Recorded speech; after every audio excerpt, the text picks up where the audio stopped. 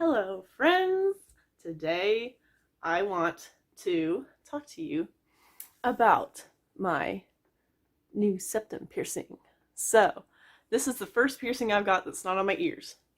I have, for a long time, only had these 4 hoops on each ear, and I did have one here, but it never healed because, unfortunately, it was placed right where my glasses go, and it just wasn't happening. But anyway, I've only ever had them on my ears.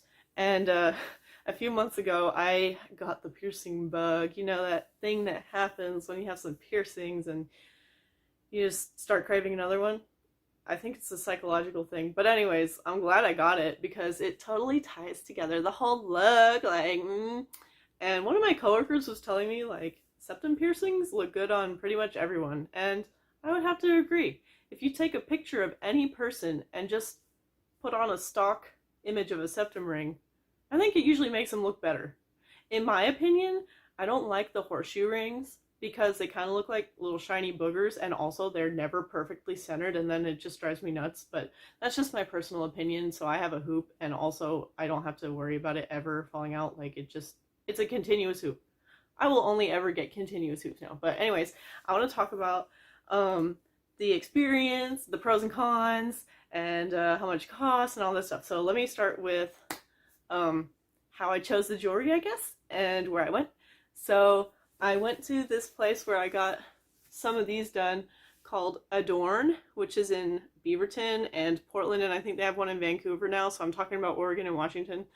And they are legit, like, they do everything correctly. They, like, autoclave their stuff before they use it. They're also a tattoo studio. They're just very professional and clean, so if you're going to get any piercings or tattoos done, clearly, obviously, do your research, make sure that they're having proper sanitization and all that stuff, and that they autoclave your jewelry. I don't know anything about tattoos, but do your research, okay?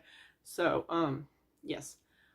When I got there, so I think the piercing itself was like, it's usually like $30-ish for a piercing there, unless you're getting some really specialized ones like genital piercings, but we're not doing all that. But anyways, I think this one was like $35, like just for the piercing. And then the jewelry, because I have sensitive skin, I've learned with my ears, the only thing I've ever found that's fully compatible with my ears long term is just gold. So I have, I think it's 14 or 18 karat gold in all of my piercings, and they're all continuous hoops from this place called Adorn. They are all between $95 and $150 each for the plain ones, but this one here is not plain. If you look at it, you can see it's like little dots, so it's not straight. See, this is the one thing I'm like, I'm going straight. But yeah, it has the little dots. They don't go all the way around. It becomes smooth on the inside because putting the dots through there, it's kind of like, never mind, that was going to be inappropriate. Like, you don't want bumps going through the hole. Put that together if you want. Anyway, but yeah, I almost got one with like the little diamonds around because I wanted something a little more pizzazzy, not just a plain, because plain it would just look like a gold line. I wanted it to be kind of broken up and like sparkly, but dude, with the diamonds, even with like cubic zirconia, it adds way a lot to the cost. And then like also, it's like if you take care of it, I guess it wouldn't happen, but there's the risk of them falling out, and then like I don't know how the tarnishing is, or cleaning it's probably more difficult. So they had this one and it wasn't that much more expensive than a plain one. I think it only added like $50 or $100. So it is a 16 gauge, which these are all 16 gauge as well, 3/8 of an inch or 9.5 millimeter yellow gold oaktier. I will put that in the description if anyone cares for the brand.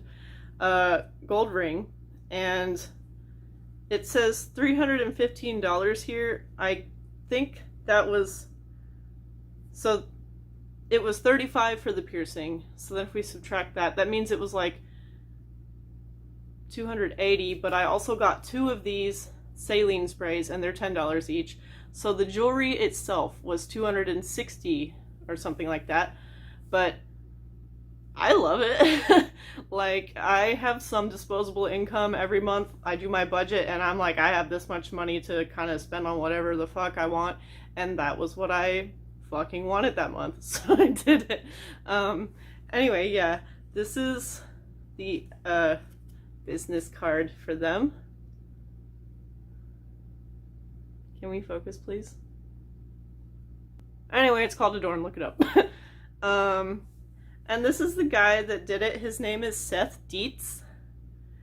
And I chose him. They have a little bio on all of their piercers on their website, and I chose him when I was booking it because his favorite piercing is the septum piercing, and his favorite kind of jewelry is gold, and I was just like, same.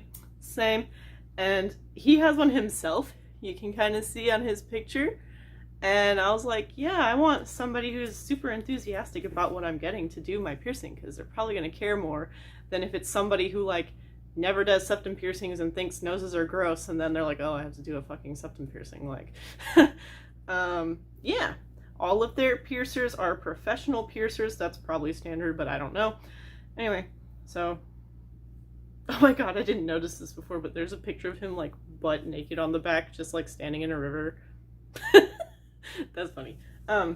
Anyways, yeah, so that's how I got it done.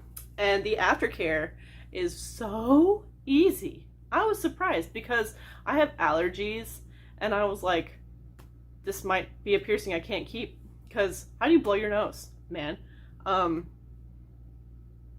The place that they put the piercing is actually something called the sweet spot. So first of all, a lot of people get confused about septum piercings and think that they go through cartilage. False. They also don't go through bone. I don't know why you would think that, but they don't. So there is a spot. You can put your fingers in your nose, if you're nasty, and kind of pinch around and feel this spot under the bone. It's at the front of the nose, under the bone, and above the cartilage. There is a spot of just very thin skin with no cartilage there. That's called the sweet spot, and they use this clamp that has a tube where the needle goes through, and they kind of wiggle it around until they get it on the sweet spot, and then they make sure it's like properly lined up so you're not like this or like tilted or anything, which is why if you're going to do a piercing at home, which you shouldn't, but do not do your septum at home. If you got that shit off by 1 millimeter, what's the first thing you see when you look at me? Maybe besides my ridiculously huge eyelashes right now, but come on. The first thing you're going to look at is my nose and my face, and if it's symmetrical. And if it's off by 1 millimeter, it's going to just be crooked. And no matter what I do with the rest of my face, it's just going to look crooked. So have it done professionally, please. Like if your earring's crooked, that's one thing because your hair's hiding it and it's not smack in the center of your face right where everyone looks, but like this is not to play with. And also, do you really want to have like a piercing that's not healing properly in your nose? You kind of need your nose to breathe, like at least your earlobes. It's not like a super critical functioning part of your body. But anyways, please just get all your piercings done professionally. But yeah, so they find the sweet spot with the little clamp with the tube, and then they just slip the needle through the tube and the clamp, and then, you know, they feed the jewelry in through the needle, and period. So, and I got the continuous hoop, so they use your little jewelry pliers and they just close it up. And if I want to take it out, I think I could probably use pliers at home without ruining it, but honestly, I would just go there and get it taken out. I don't really like get into street fights or anything where I'm worried about them getting ripped out, so I highly prefer continuous hoops. They are, in my opinion, the lowest maintenance, especially on my ears. I had studs for a while. I had some expensive studs that were gold and diamond, and sometimes when I would take a shower, my hair would catch on it and they would fall out, and I would be like, each one was like $200 because it's gold and diamond, and I'm just like, oh, my money. And I always caught it before it went down the drain, but like, why? That's just extra stress that I don't need in my life. So I finally spent the money and got all continuous gold hoops, and they all match, and I really love them. And yeah, my philosophy about looks and body modification is, at the end of the day, I still want to be able to wake up, brush my teeth, brush my hair, get out the house. I don't do anything with my hair. This is just, I woke up, I brushed my hair, period. And like, I guess I kind of did my makeup, like I put on fake lashes and lipstick and like some concealer, but that was it. Like, I just want a very minimal routine. I don't want to waste my time on stuff that I don't need to. So the only thing I have to do for my piercings now is in the shower, I kind of get some soap and like rub it on here and then wash it off. Like just whatever bar soap I use on my body, I use on my ears now that they're fully healed. And for the nose, what you do is twice a day. You don't put water on it in the shower, do not spray water up your nose. Just the steam from the shower kind of gets it. And I mean, I would probably blow my nose in the shower, you know, because the steam loosens shit up, just kind of like. And also, it's easy to blow your nose with it, because look how front it is. Like, it's all the way at the front of my nose. Like, I can fully plug my nose without even touching it.